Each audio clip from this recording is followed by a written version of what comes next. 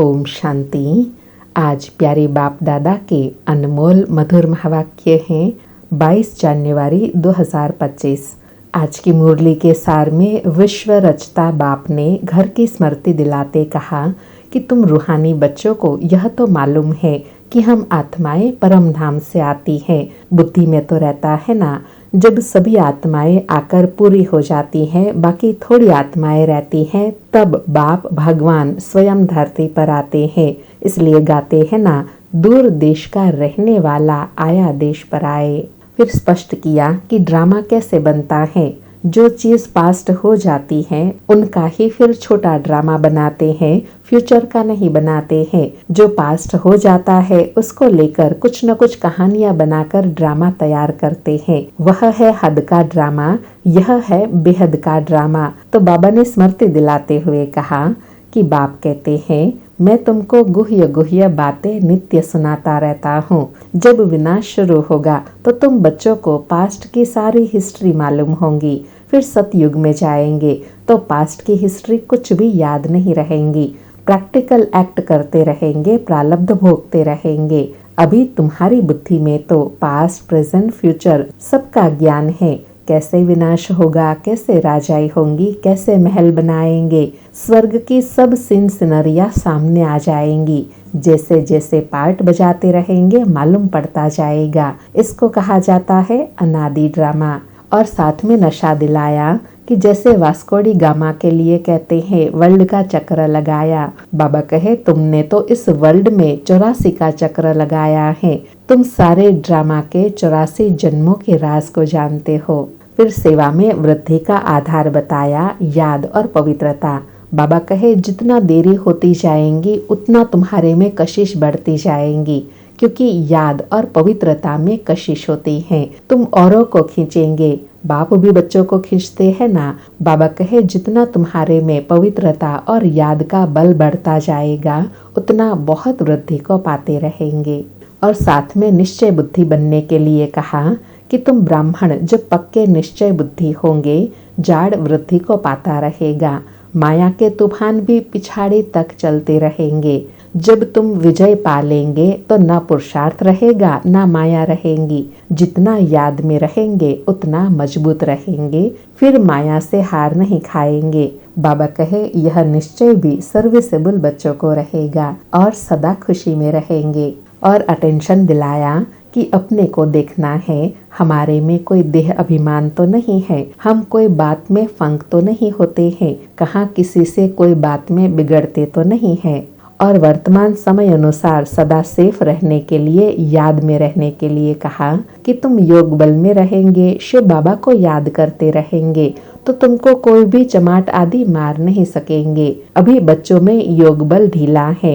बाबा कहे अगर कोई बच्चे चमाट खाते हैं तो जरूर देह अभिमान है। देही अभिमानी को कोई चोट, कोई मार नहीं सकता है। बाबा कहे भूल अपनी होती है। विवेक ऐसा कहता है देही अभिमानी को कोई कुछ भी नहीं कर सकेंगे। इसलिए कोशिश करनी है देही अभिमानी बनने की। साथ में बाबा कहे कोई भी बात में मूंझना नहीं है, सबको बाप का पैगाम भी देना है। भगवान वाच मन मना भव, एक बाप को याद करो। तो बाबा कहे बस इस एक बात में ही तुम्हारी विजय होनी है। फिर कहा कि बाप कोई ऐसे नहीं कहते हैं कि तुम बच्चों को यहाँ ही बैठना है। नहीं, सतगुरु को अपना बनाई, फिर अपने घर में जाकर रहो। पुरुषार्थ कर लक्ष्य रखना है ऊंच पद पाने का। और लास्ट में कहा कि अभी तुम बच्चों को ज्ञान की बड़ी अच्छी समझ आई है। ज्ञान की खुशी भी उनको होंगी जो रूहानी पढ़ाई अच्छी रीति पढ़ते होंगे। जो अच्छी रीति पढ़ते हैं वही पास विद ऑनर होते हैं। अगर कोई से दिल लगी हुई होंगी तो पढ़ाई के समय भी वही याद आता रहेगा। तो बाबा कहे बुद्धि योग कहीं और भटकाना नहीं है। फिर अटेंशन दिलाया कि यह तो बहुत बड़ा जबरदस्त इम्तिहान है। कोई तो जैसे बैठे हुए भी सुनते नहीं। कई बच्चों को तो बहुत खुशी रहती है, मुरली सुनते हुए सामने बैठे खुशी में झूलते रहते हैं। बाबा कहे बुद्धि अगर बाप के साथ होंगी तो फिर अंत मते सौगति हो जाएंगी। इसके लिए बहुत अच्छा पुरुषार्थ करना है। सुनते हैं प्यारे बाप दादा के अनमोल मधुर महावाक्य।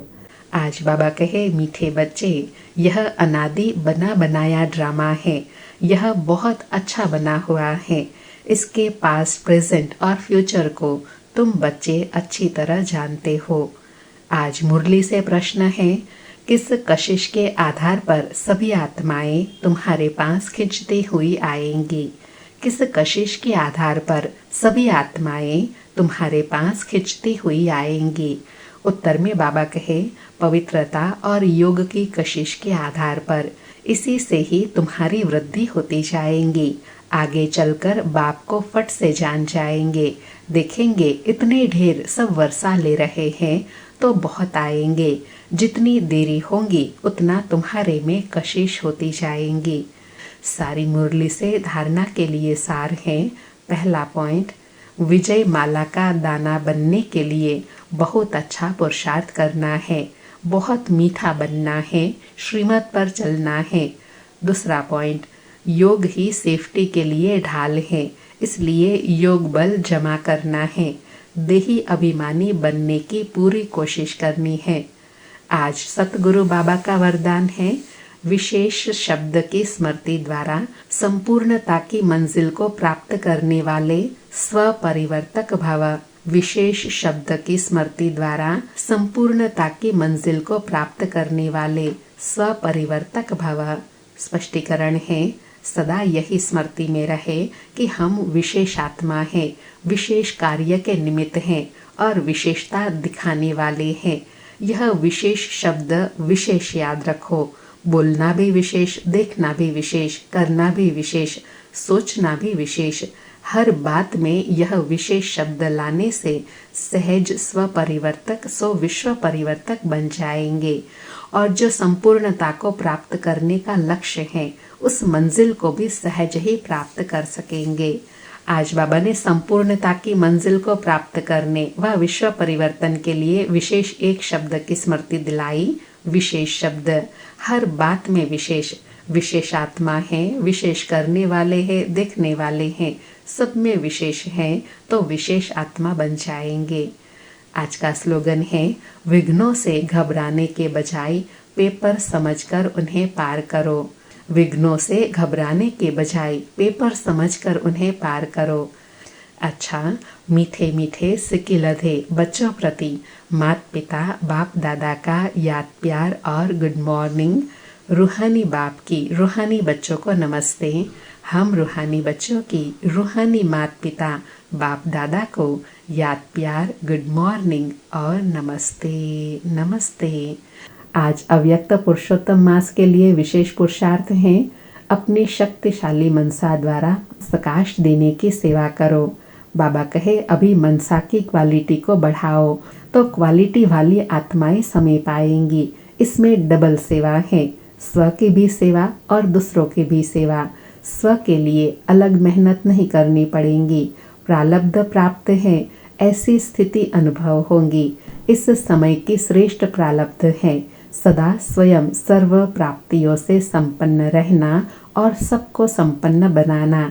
बाबा कहे, मनसा सेवा से डबल प्राप्ति है, स्वयं की भी और दूसरों की भी। और सर्विस करते हुए ऐसे अनुभव होगा जैसे हम पुरुषार्थ नहीं कर रहे हैं लेकिन प्रारब्ध की प्राप्ति हो रही है। अच्छा, ओम शांति। शुक्रिया बाबा, शुक्रिया।